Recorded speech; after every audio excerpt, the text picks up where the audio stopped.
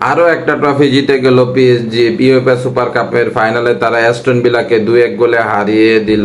যারা খেলাটা দেখেনি, আমি 70-80 মিনিট পর্যন্ত খেলাটা দেখেছি। প্রথমে পিএসজি বল কন্ট্রোল করে খেলতেছিল, তারপরে যখন কাভার্টসকেলি একটা দুর্দান্ত গোল দিল, তারপরে অ্যাস্টন ভিলা যখন কাউন্টার অ্যাটাকে আসলো, তখন পিএসজি আমি একটু ভয় পেয়ে গেছিলাম যে হয়তোবা পিএসজি 1-2টা গোল খেয়ে ফেলতে পারে।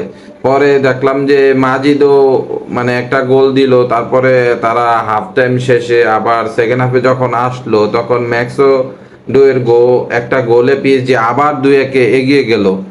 এই 2-1 এগিয়ে যাওয়ার সময় ওই গোলটা নিয়ে একটু কনফিউশন আছে, মানে সবাই ভাবতেছিল যে বিআরে হয়তোবা গোলটা বাতিল হয়ে যাবে অফসাইডের কারণে, কিন্তু গোলটা স্ট্যান্ড রইল বিআরে চেক করার পরেও।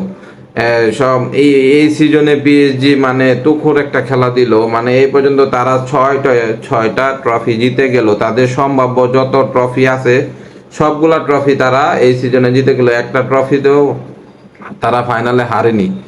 মানে পিএসজি একটা দুর্দান্ত ফর্মে যাইতেছে। লুইস এনরিক তো বলেই দিয়েছে যে এবার তারা আবার চ্যাম্পিয়ন্স লিগ জিততে চায়। তারা মানে রিয়াল মাদ্রিদের সাথে মানে পাশাপাশি দাঁড়াতে চায়। মানে রিয়াল মাদ্রিদ যেমন পরপর 3টা ইউসিএল ট্রফি জিতেছিল, তারাও চায় সেই লক্ষ্যে পৌঁছাতে। দেখা যাক পিএসজি এবার পারে কিনা। আমার মনে হয় পারতেও পারে, অসম্ভব কিছু না পিএসজির জন্য।